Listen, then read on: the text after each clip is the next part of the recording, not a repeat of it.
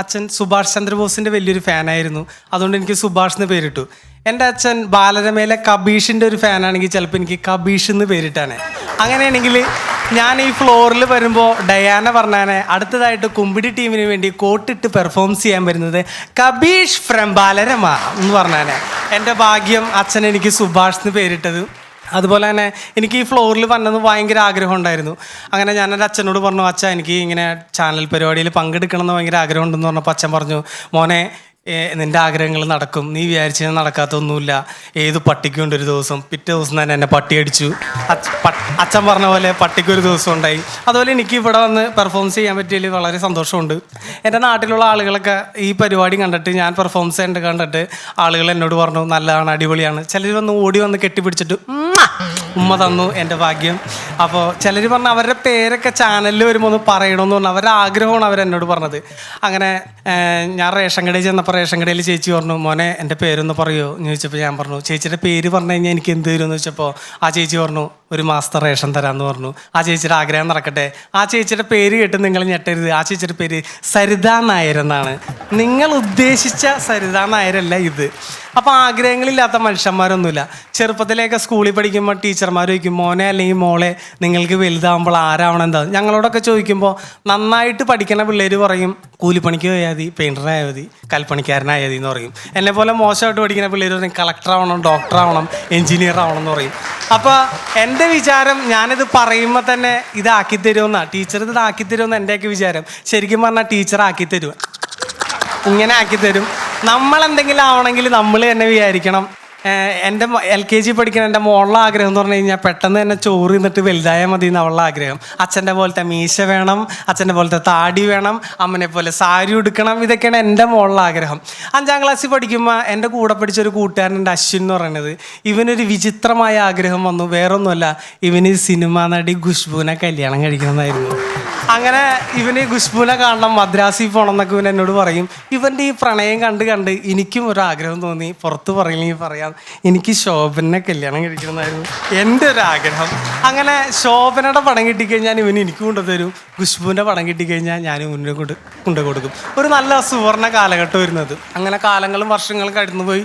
ഈ കഴിഞ്ഞ ഓണത്തിന് ഞാനും എൻ്റെ വൈഫും കൂടി ഡ്രസ്സ് എടുക്കാൻ വേണ്ടിയിട്ട് കടയിൽ ചെന്നപ്പോൾ ഇവനും എൻ്റെ വൈഫും കൂടി അവിടെ വന്നാക്കണ്. അങ്ങനെ ഞങ്ങൾ പഴയ വിശേഷങ്ങളൊക്കെ പങ്കുവെച്ച്. അപ്പോൾ ആ കൂട്ടത്തിൽ ഇവൻ എൻ്റെ വൈഫിനെ നോക്കിയിട്ട് എന്നോട് പറയണ്, ഇതാണാ നിന്റെ ശോഭന.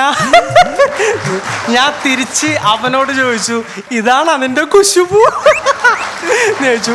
ഞങ്ങൾ പരസ്പരം ഞങ്ങളുടെ വിഷമങ്ങളൊക്കെ പങ്കുവെച്ചു. എന്തായാലും ഞങ്ങൾ കുന്നോളം ആഗ്രഹിച്ചുകൊണ്ട് ഞങ്ങൾക്ക് കുന്തിക്കുരോളം കിട്ടി. ഇപ്പോഴും നാട്ടിൽ പെണ്ണ് കിട്ടാൻ നടക്കണ ഒരുപാട് ചെറുപ്പക്കാരുണ്ട്.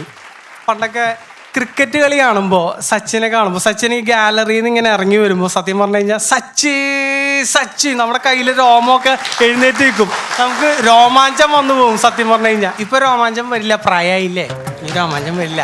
അപ്പോൾ സച്ചിനെ പോലെ ആവണം എന്ന് എനിക്ക് ഭയങ്കര ആഗ്രഹം വരുന്നത്. അങ്ങനെ ഞാനൊരു കവളമ്പടലിൻ്റെ ബാറ്റും ഒരു റബ്ബർ പന്തും ഒരു ഹെൽമെറ്റൊക്കെ എടുത്ത് വെച്ചിട്ട് എൻ്റെ അമ്മാവൻ്റെ അടുത്ത് തന്നു. അമ്മാവൻ എൻ്റെ എല്ലാ ആഗ്രഹങ്ങളും പ്രോത്സാഹിപ്പിക്കുന്ന ആളാണ്. അങ്ങനെ അമ്മാവൻ്റെ അടുത്ത് തന്നു.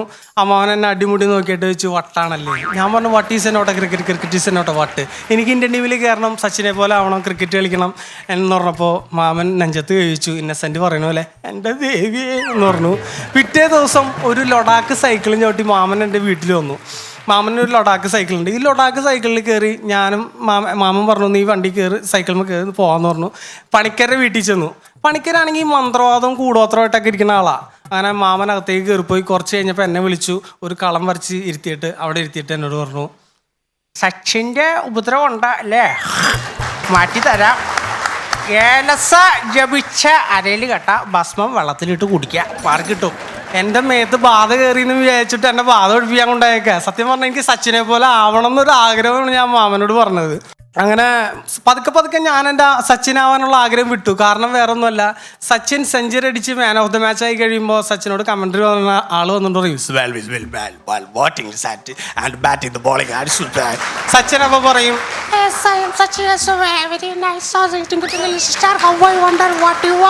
എന്നൊക്കെ പറഞ്ഞ് സച്ചിനും ഇങ്ങനെ. എനിക്ക് ഇംഗ്ലീഷ് സത്യം അറിയില്ല, അതുകൊണ്ട് സച്ചിനാവാനുള്ള ആഗ്രഹം ഞാൻ വിട്ടു എന്നുള്ളതാണ് സത്യം.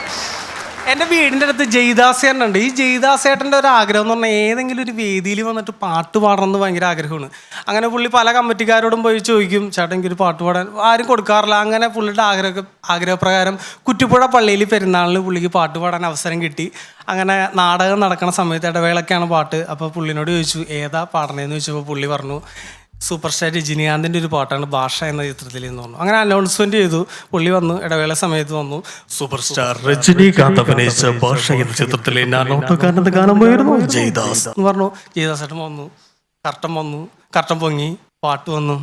പുള്ളി ഇങ്ങനെ നോക്കി, ഓഡിയൻസ് മൊത്തം പുള്ളിനെ നോക്കുക.